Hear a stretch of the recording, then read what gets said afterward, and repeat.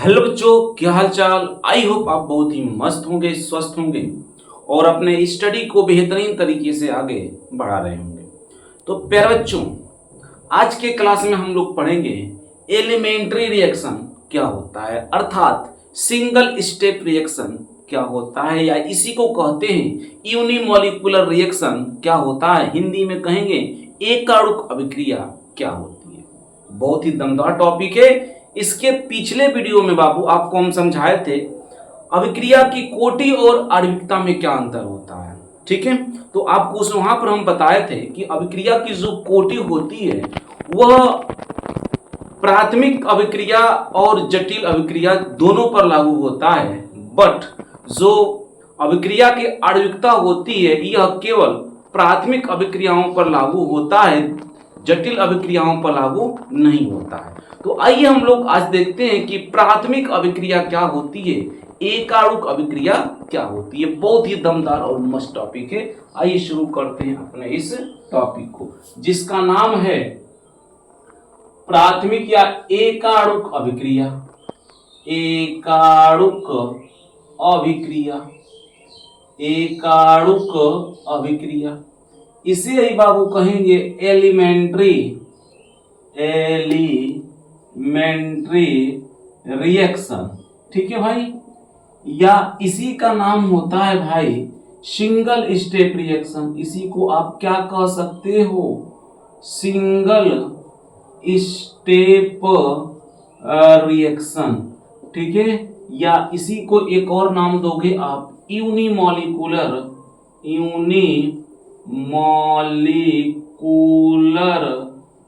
Reaction.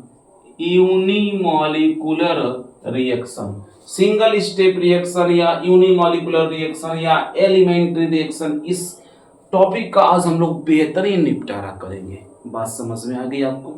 तो आइए देखते हैं एलिमेंट्री रिएक्शन क्या होते हैं। ठीक है, तो इसके कुछ बिंदु होते हैं, इसे आप ध्यान दीजिएगा कि यह एक स्टेप में समाप्त होती है।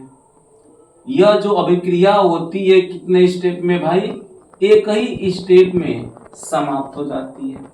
दूसरा पॉइंट, इसमें क्या होता है कि जो अभिक्रिया का वेग होता है, वेग व्यंजक में अभिक्रिया का जो दर व्यंजक होता है, उस दर व्यंजक में अभिक्रिया के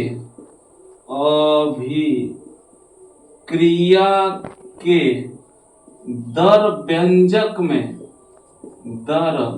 व्यंजक में सांद्रता की घात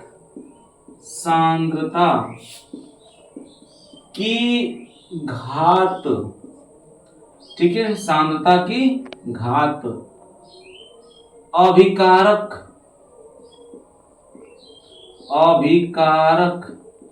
के गुणांक के बराबर होती है।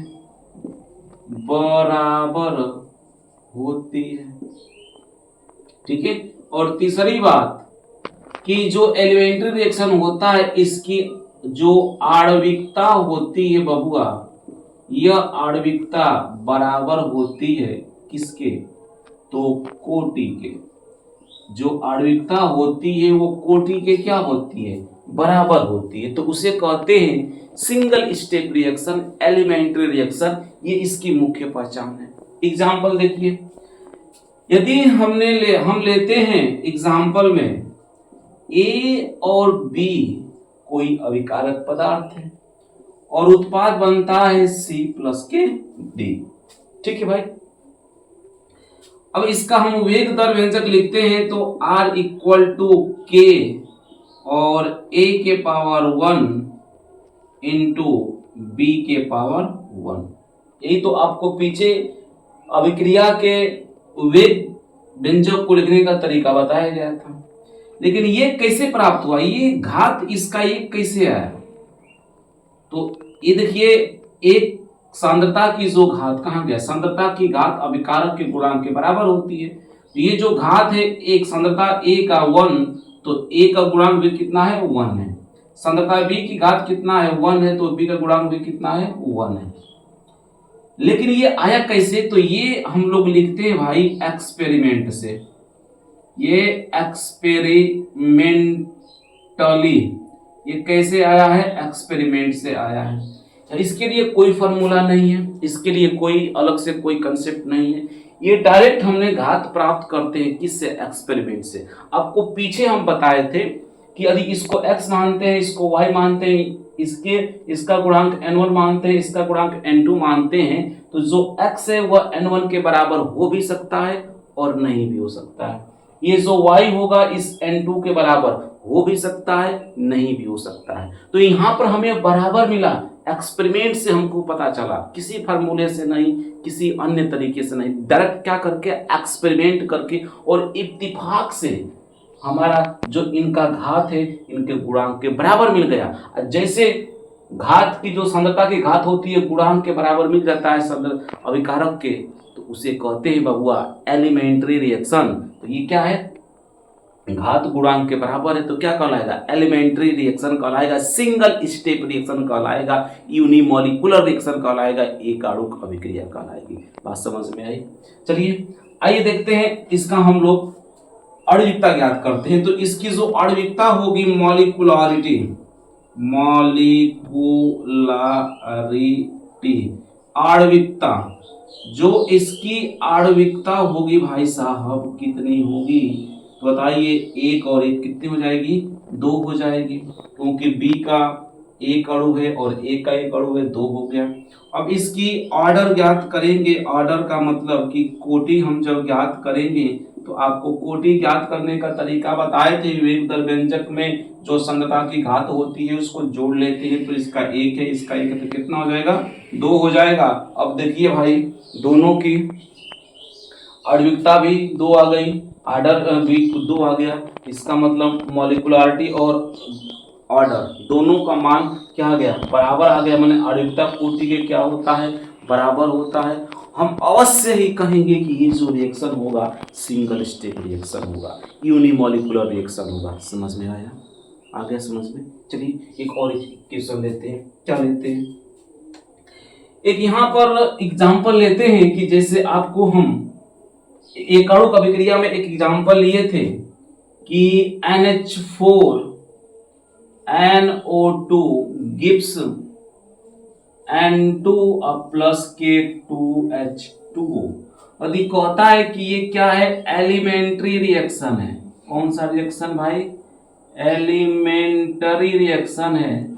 तो हम लोग क्या करेंगे, तो सबसे पहले आप इसका वेग दर व्यंजक लिखेंगे R = K और सांद्रता क्या है अभिकारक की, तो NH4 NO2 का पावर 1 होगा।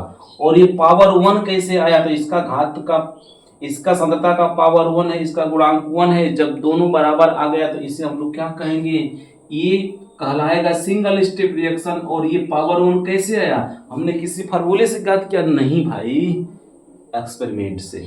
इसको घात को ज्ञात करने का एक ही तरीका है, एक्सपेरिमेंट। और आपको बताए थे कि जो कोटि होती है वह एक प्रायोगिक मान होता है, तो इसको हम लोग कैसे ज्ञात करेंगे भाई, एक्सपेरिमेंट से।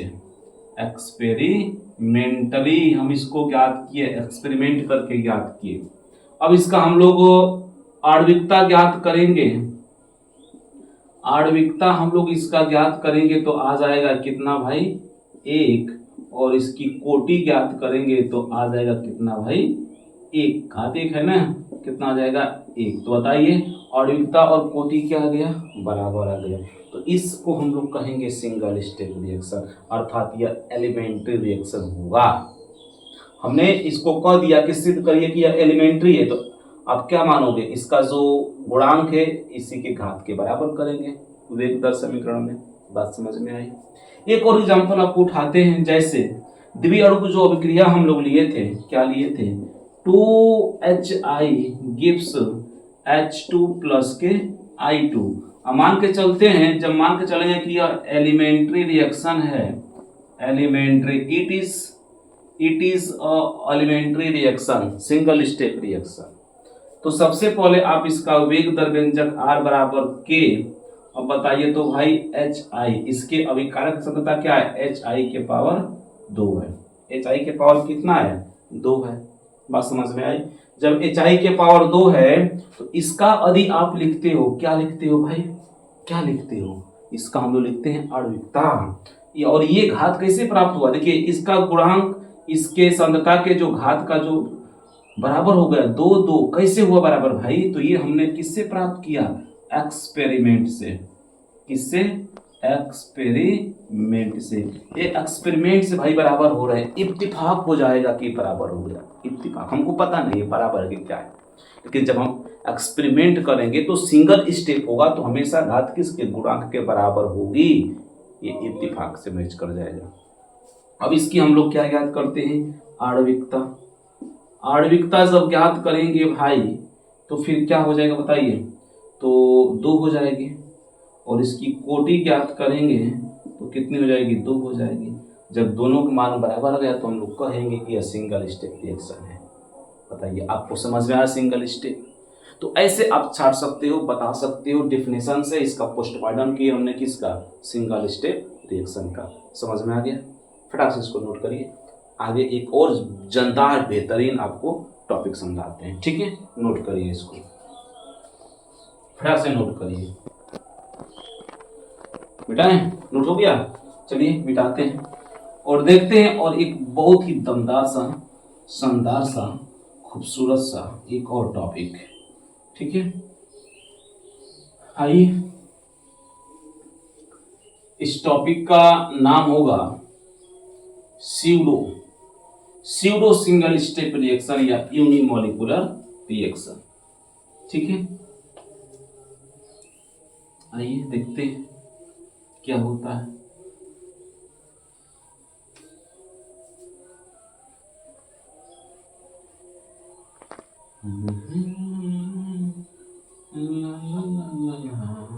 चलिए देखिए क्या है।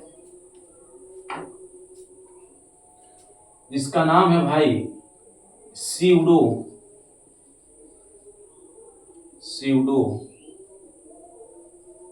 First order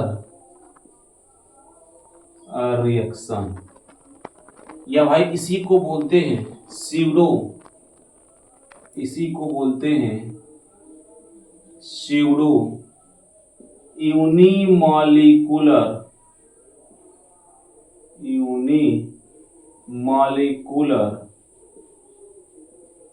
reaction. हिंदी में कहते हैं छद्म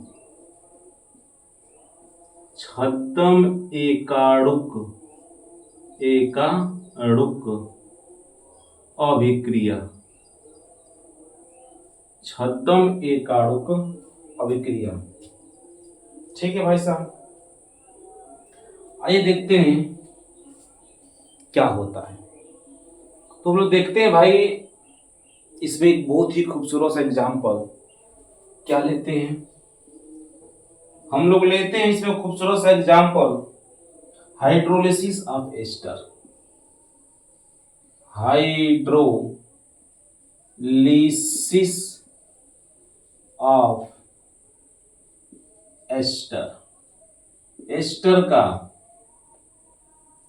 एस्टर का हाइड्रोलिसिस।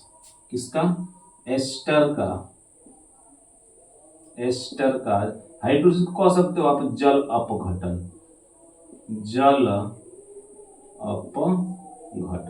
ठीक है भाई? देखिए आप लेते हो एस्टर, क्या है? CH3COO C2H5 एस्टर हो गया। ये क्या है? एस्टर। और प्लस के हमको क्या करना है? हाइड्रोलिसिस करना है, तो जल ले लिए H2।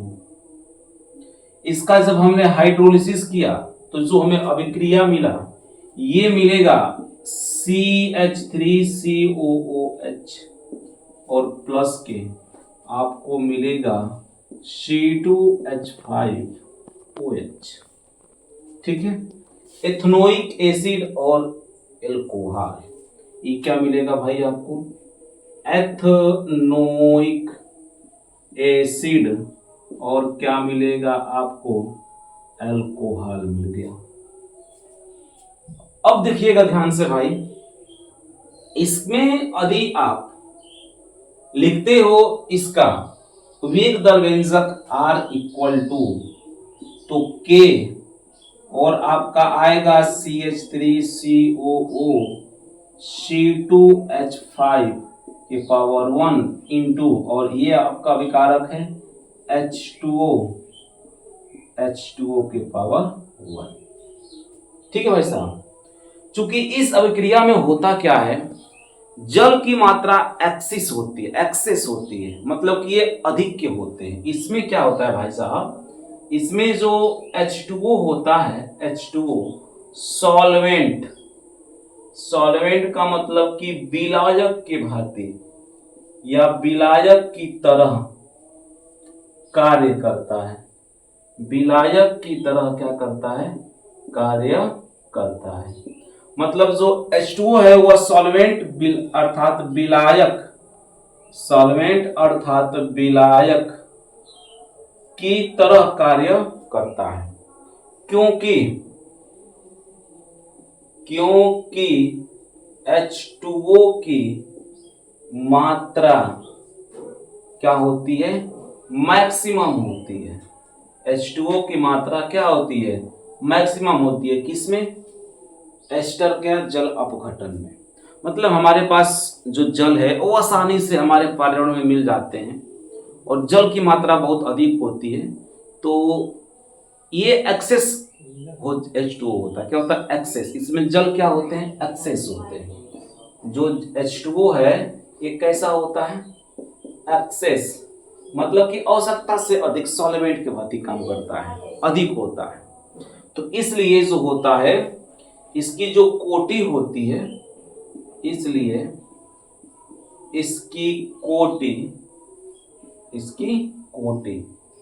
H2O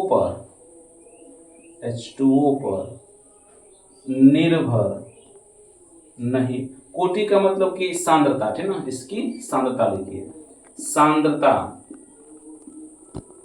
या कोटि भी आप लगा सकते हो, या कोटि H2O पर निर्भर नहीं करती है। ठीक है भाई साहब, जब H2O पर निर्भर नहीं करेगी तो इसका जो करेक्ट R की वैल्यू होगा K और CH3COO C2H5 E होगा। इसको आप हटा दोगे, इस पर इसकी सांद्रता निर्भर नहीं करेगी क्योंकि इसकी मात्रा बहुत अधिक है। अब यहाँ पे इस समीकरण से जब आप आणविकता ज्ञात करोगे, क्या ज्ञात करोगे, आणविकता ज्ञात करोगे तो कितना होगा बताइए। तो आणविकता 1 और 1 कितना हो जाएगा, 2 हो जाएगा, और इसकी जो कोटि होगी भाई साहब वो कितनी होगी, 1 होगी। कितने होगी, 1 होगी। तो देखिएगा इसकी आणविकता 2 और कोटि 1 आ गई, तो इसे कहेंगे, मतलब स्यूडो का मतलब होता है धोखा दे देना। हमको दिख रहा है कि देखने में लग रहा है कि इसका कोटि 2 होगा, लेकिन वास्तव में कोटि कितनी होगी, 1 होगी। ये अभिक्रिया हमने हमको धोखा दे दी, तो उसी को बोलते हैं स्यूडो। तो इसको हम लोग बोलेंगे स्यूडो फर्स्ट ऑर्डर रिएक्शन, क्योंकि इसकी कोटि कितनी आ गई है, 1 आ गई है। तो ये जो होगा स्यूडो फर्स्ट ऑर्डर रिएक्शन है। ठीक है, अर्थात इसे हम लोग स्यूडो यूनिमॉलिक्यूलर रिएक्शन भी कहते हैं, और इसी को हिंदी में कहते हैं छद्म एकाणुक अभिक्रिया कहते हैं। बात समझ में आई आपको, बात समझ में आई। देख रहे हैं, हमको धोखा दे दिया, बिल्कुल लग रहा है कि इसकी कोटि 2 होगी, लेकिन वास्तव में होता कितना है, 1 होता है। ठीक है, तो फटाक से इसको नोट करिए। एक और खूबसूरत सा प्यारा सा एग्जाम्पल हम लोग लेते हैं ताकि आप लोग को बेहतरीन समझ में आ जाए। ठीक है, मिटाते हैं। एक और प्यारा सा एग्जाम्पल हम लोग लेते हैं, शर्करा का प्रतिलोमन। जो शर्करा होती है, जो शुगर केन होता है, इसका प्रतिलोमन क्या होता है, इसको हम लोग देखते हैं, इन्वर्जन। शुगर केन का इन्वर्जन क्या होता है, ये चीज हम लोग देखते हैं कि क्या होता है। ठीक है भाई साहब, चलिए आइए देखते हैं अपने इस प्यारा सा खूबसूरत सा टॉपिक को, जिसका नाम है शर्करा का प्रतिलोमन। एक और एग्जांपल देखते हैं। शर्करा का प्रतिलोमन अर्थात inversion of sugar cane, inversion of sugar cane, शर्करा का प्रतिलोमन। शर्करा क्या होता है, C12H22O11, और इसमें हमने क्या किया कि जल मिला दिया। और जल मिलाया तो हमें क्या प्राप्त हुआ, हमें मिला C6H12O6, इसको ये प्राप्त हुआ ग्लूकोज। ठीक है भाई, और मिला C6H12O6, ये प्राप्त हुआ फ्रक्टोज। क्या प्राप्त हुआ, फ्रक्टोज प्राप्त हो गया। ठीक है भाई साहब, यहां भी क्या होता है कि यहां भी जो आपका वाटर है यह सॉल्वेंट के भांति कार्य करता है, सॉल्वेंट की तरह क्या करता है भाई साहब, कार्य करता है। अर्थात तो ये जो वाटर है ये मैक्सिमम होता है, मैक्सिमम एक्सेस होता है। ठीक है, और जब मैक्सिमम होता है तो वाटर पर जो होती है कि सांद्रता निर्भर नहीं करता है, निर्भर नहीं करता है यहाँ पर भी। और जब निर्भर नहीं करेगा तो यहाँ पर यदि आप इसकी कोटि लिखते हो, कोटि लिखते हो तो R = K। सबसे पहले हमको देखने में यही लगेगा R दर इक्वल टू, मतलब R = C12H22O11 इंटू H2O के पावर 1, यही तो होगा। लेकिन यहाँ पर सांद्रता निर्भर नहीं करेगा, ठीक ना, या जो इसको हम लोग दर भी कह सकते हो R, इसका सांद्रता, या फिर R भी कह सकते हो कि R जो होता है वह H2O पर निर्भर नहीं करेगा। और जब नहीं करेगा तो H2O को आप हटा दीजिए तो R = आएगा K और C12H22O11 के पावर 1। तो इसकी जो आणविकता आएगी भाई साहब, कितनी आएगी आणविकता, तो आणविकता आएगा इसका 1 और 1 2, और इसकी जो कोटि आएगी बबुआ वो क्या आएगी, 1 आ जाएगी। अतः इसे हम लोग क्या कहेंगे, स्यूडो फर्स्ट ऑर्डर रिएक्शन है। यह क्या है, स्यूडो फर्स्ट ऑर्डर क्या है, रिएक्शन है। स्यूडो फर्स्ट ऑर्डर रिएक्शन छद्म एकाणुक अभिक्रिया है। तो ये कुछ गिने चुने ही एग्जाम्पल्स होते हैं छद्म का, जैसे कि आपने देखा किसका, शर्करा का प्रतिलोमन देखा। ठीक है, और इसके पहले एक और आपको टॉपिक हम बताए थे जो छद्म जिसको पालन करता था, किसका, हाइड्रोलिसिस ऑफ एस्टर का देखा। तो ये दो आपने देख लिया छद्म एकाणुक अभिक्रिया। तो फटाक से इसको आप नोट करिए और बढ़ते हैं एक और प्यारा सा खूबसूरत सा टॉपिक इसी के आगे। ठीक है, मिटा दें, चलिए मिटा देते हैं और देखते हैं एक और दमदार खूबसूरत सा टॉपिक जिसको पढ़ के आपको बिल्कुल ही मजा आ जाएगा एकदम। ठीक है, चलिए देखते हैं और समझते हैं, इसका पोस्टमार्टम करते हैं। और आपसे भी अनुरोध है भाई कि वीडियो पर नए होंगे तो वीडियो को लाइक करिएगा और चैनल को सब्सक्राइब भी कर दीजिएगा। सब्सक्राइब कर देने से हमें भी मोटिवेशन मिलता है और मेहनत से आपके लिए वीडियो शूट करने के लिए। ठीक है, एक और देखते हैं भाई साहब, स्यूडो सेकेंड ऑर्डर रिएक्शन। ठीक है, क्या होगा, हम लोग को ये बदलना पड़ेगा, इसको चेंज करते हैं स्यूडो, ठीक ना, ये इसको लिखते हैं द्विअणुक। इसको हो जाएगा द्वि अणुक अभिक्रिया। और ये जो स्यूडो बाईमॉलिक्यूलर, ठीक है, तो देखो भाई साहब बाईमॉलिक्यूलर, और स्यूडो फर्स्ट को हम लोग क्या लिख देंगे, सेकेंड ऑर्डर रिएक्शन। अब स्यूडो सेकेंड ऑर्डर रिएक्शन क्या होता है, अर्थात स्यूडो बाईमॉलिक्यूलर रिएक्शन क्या होता है, या छद्म द्विअणुक अभिक्रिया क्या होती है, इसमें हम लोग देखेंगे। ठीक है भाई साहब, इसमें हम लोग देखते हैं कि 2A अब प्लस KB कोई अभिकारक पदार्थ है और C उत्पाद बनता है, यदि यह एलिमेंट्री है,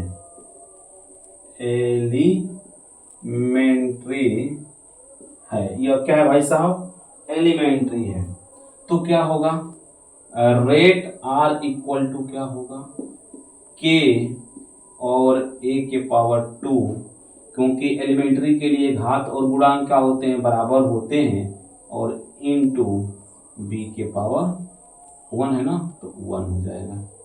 ठीक है, ये तो क्या हो गया, 1 हो गया। अब इसमें क्या होता है, B ये जो होता है कि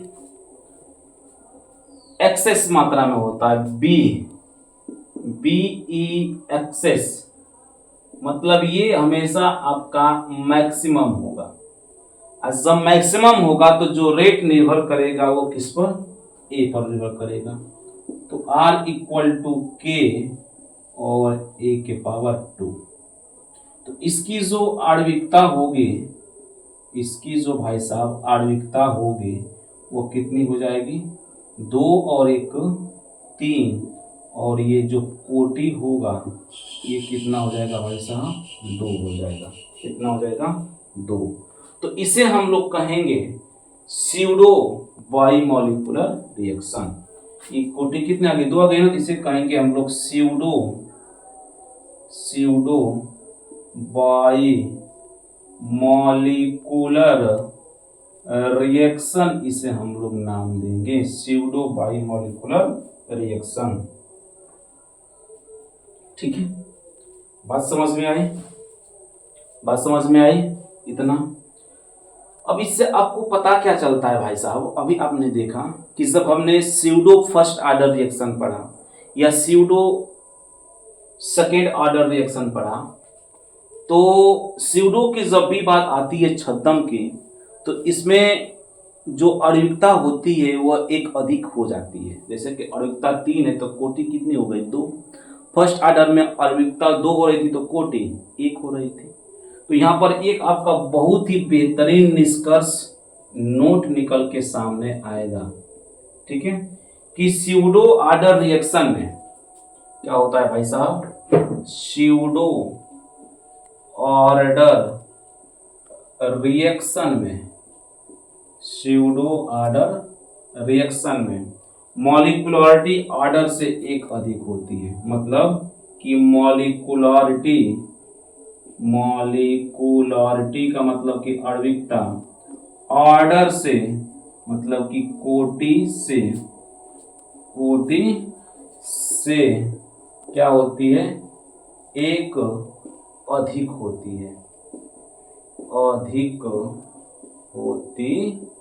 है, मॉलिक्यूलरिटी का मतलब क्या होता है, आणविकता, ऑर्डर का मतलब होता है कोटि। इसके लिए स्यूडो ऑर्डर रिएक्शन के लिए, चाहे स्यूडो फर्स्ट ऑर्डर रिएक्शन हो, या स्यूडो यूनिमॉलिक्यूलर रिएक्शन हो, या स्यूडो सेकेंड ऑर्डर रिएक्शन हो, या स्यूडो बाईमॉलिक्यूलर रिएक्शन हो, तो इसके लिए जो मॉलिक्यूलरिटी होगी, जो आणविकता होगी, आणविकता वह हमेशा कोटि से क्या होगी, 1 अधिक होगी। मतलब आणविकता बराबर जब कोटि में 1 जोड़ेंगे तब आपकी क्या आएगी, आणविकता का मान कोटि से बराबर हो जाएगा। बात समझ में आई, बताइए, बात समझ में आ गई। तो आपको पेपर में पूछता है ना कि शर्करा का प्रतिलोमन कीजिए, या फिर पूछता है जो ईस्टर है इसका हाइड्रोलिसिस कीजिए। तो जो ईस्टर का हाइड्रोलिसिस है, शर्करा का प्रतिलोमन है, यह एक क्या है, स्यूडो ऑर्डर रिएक्शन है। बात समझ में आ गई। तो जैसे करते हैं वैसे ही आपको करेंगे, आप करके आएंगे पेपर में। पेपर में कई बार पूछता है और यही दो इम्पोर्टेंट है, कौन सा, शर्करा का प्रतिलोमन और एस्टर का शर्करा का प्रतिलोमन और एस्टर का हाइड्रोलिसिस। बहुत फेमस क्वेश्चन है बोर्ड एग्जाम के लिए, ठीक है। तो फटाक से नोट करिए। एक और देखते हैं, कॉम्प्लेक्स रिएक्शन, ठीक है। मिटा दें, मिटा दें। आइए देखते हैं कॉम्प्लेक्स मल्टी स्टेप रिएक्शन। मिटा देना इसको, चलिए मिटा देते हैं और देखते हैं एक और खूबसूरत सा बेहतरीन सा टॉपिक जिसका नाम है complex reaction multi step reaction, ठीक है। आइए देखते हैं।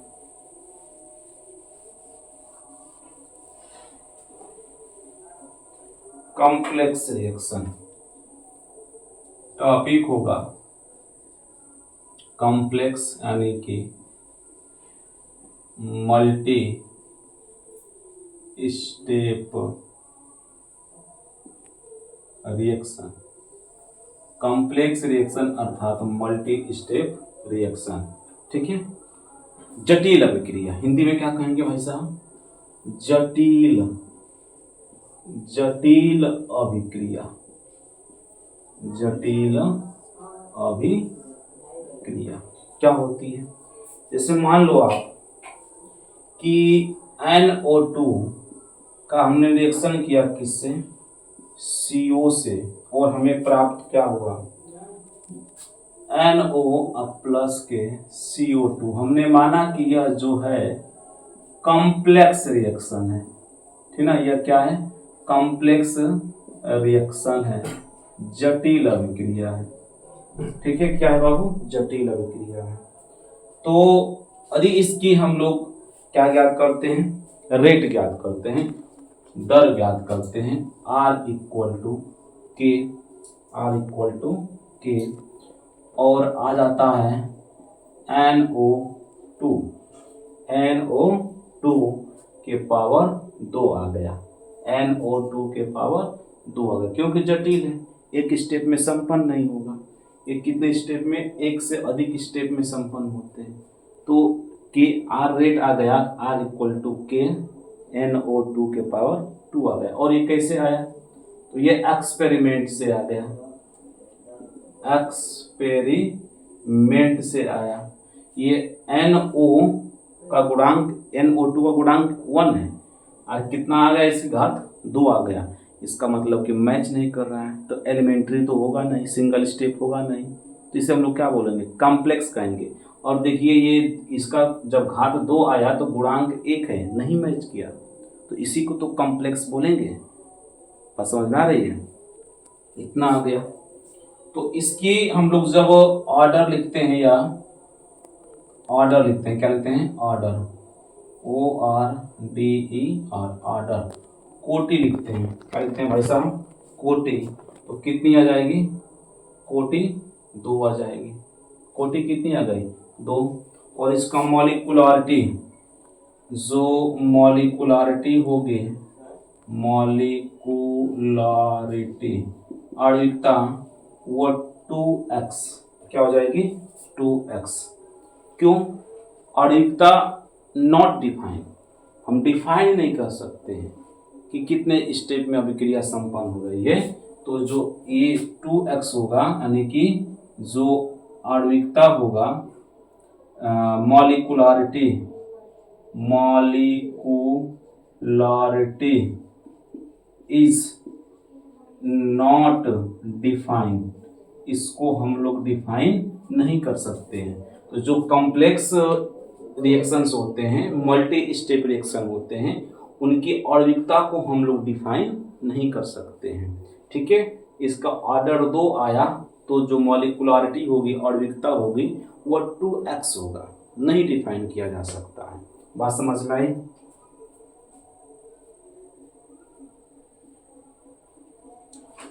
बताइए, समझ में आ गई इतनी। कि मल्टी स्टेप रिएक्शन में अणुविकता को डिफाइन नहीं कर सकते हैं, ठीक है। लेकिन इसमें एक चीज आप जान सकते हो कि यदि सभी स्टेप कॉम्प्लेक्स रिएक्शन के कॉम्प्लेक्स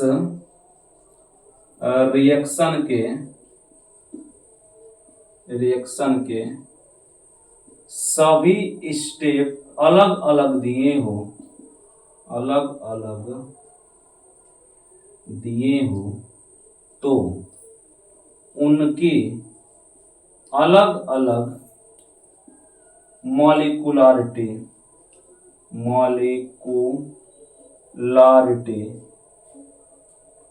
बता सकते हैं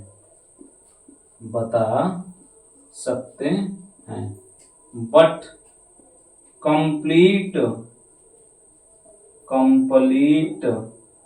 रिएक्शन का मॉलिक्यूलरिटी नहीं बता सकते हैं, इसको डिफाइन नहीं कर पाएंगे। बात समझ में आई? तो यदि आपका रिएक्शन कॉम्प्लेक्स हो तो पूरे रिएक्शन का आप मॉलिक्यूलरिटी नहीं बता सकते हो, बट यदि सभी स्टेप को अलग अलग दिया हो तो हर एक स्टेप का आप अलग अलग मॉलिक्यूलरिटी बता सकते हो। इतनी बात समझ में आ गई? बताइए, समझ में आ गई? एक और आप नोट याद करिएगा कि जो मॉलिक्यूलरिटी होती है, मॉलिक्यूलरिटी कभी भी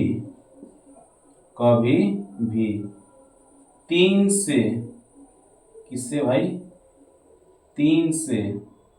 अधिक नहीं होती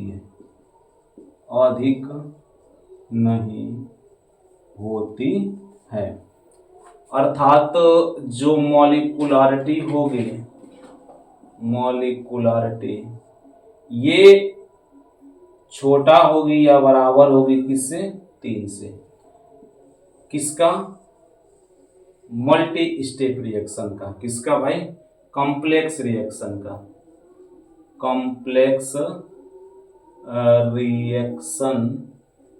का। ठीक है, कॉम्प्लेक्स रिएक्शन का मॉलिक्यूलरिटी कभी 3 से अधिक नहीं होती है, यानी कि इसमें मॉलिक्यूलरिटी इसकी जो होगी या तो 3 के बराबर होगी या तो 3 से छोटी होगी, कभी भी 3 से अधिक नहीं होती है। क्योंकि जब अभिकारक पदार्थ आपस में कोलाइड करते हैं तो उत्पाद बन पाता है। तो जब 3 अभिकारक या 3 अणु या 3 मॉलिक्यूल्स कोलाइड करते हैं, टकराते हैं, तो उत्पाद बन पाता है। 3 से अधिक टक्करों से जो होता है कि करेक्ट उत्पाद नहीं बन पाता है। तो यदि आपकी मॉलिक्यूलरिटी किसी कंडीशन में 3 से अधिक आती है तो उसको हम लोग 3 ही मान के चलते हैं। जैसे कि एक रिएक्शन लेते हैं कि N2 प्लस के 3H2 और आ जाया 2NH3। यहाँ पर इसकी जो मॉलिक्यूलरिटी आपको दिख रही है, देखने में लग रहा है कि कितना हो जाएगा, 3 और 1 4 होगा, लेकिन यह क्या होगा? गलत है। तो जब किसी कॉम्प्लेक्स रिएक्शन का मॉलिक्यूलरिटी 3 से अधिक आती है तो उसको लास्ट में हम लोग क्या मान के चलते हैं? 3 ही मान के चलते हैं। अतः जो इसकी मॉलिक्यूलरिटी होगी, वो कितना? 3 सही है। 3 क्या है? सही है, 4 नहीं होगा। मतलब किसी भी अभिक्रिया की जो मॉलिक्यूलरिटी होती है, ऐसे निष्कर्ष में निकला, मॉलिक्यूलरिटी जो होती है वो 3 से अधिक नहीं होती। यदि आपको 3 से अधिक प्राप्त होते हैं विषम परिस्थिति में तो उसे आप 3 ही मान के चलते हो, जैसे हम लोगों ने यहाँ पर मान दिया। बात समझ में आ गई? तो ये बहुत ही आपके लिए इम्पोर्टेंट टॉपिक था, बहुत ही ज़बरदस्त था। तो इस टॉपिक को आप हमेशा याद रखिएगा। आगे का टॉपिक पढ़ने के लिए इन सारी चीज़ों की क्या होगी? आवश्यकता होगी। ठीक है, बात समझ में आ गई? और ऐसा क्यों होता है? तो आपको पता है कि जब 3 अणु कोलाइड्स करते हैं तो उत्पाद बनने के लिए बहुत ही उत्तम व्यवस्था बन जाता है। लेकिन जब 3 से अधिक जो अभिकारक होते हैं वो कोलाइड करते हैं, 4 कोलाइड करते हैं, तो उत्पाद सुचारू रूप से नहीं बन पाता है, टक्कर नहीं हो पाते हैं, आपस में टकरा नहीं पाते हैं, फ्यूज नहीं हो पाते हैं, नष्ट नहीं हो पाते हैं। तो इसलिए मॉलिक्युलरिटी जो होती है 3 से अधिक नहीं होती है। बात समझ में आई भाई? आई होप आपको वीडियो समझ में आई होगी। वीडियो पर नए होंगे तो वीडियो को लाइक करिएगा, चैनल सब्सक्राइब करिएगा, दोस्तों को शेयर जरूर करिएगा। मिलते हैं नेक्स्ट वीडियो में। जय हिंद।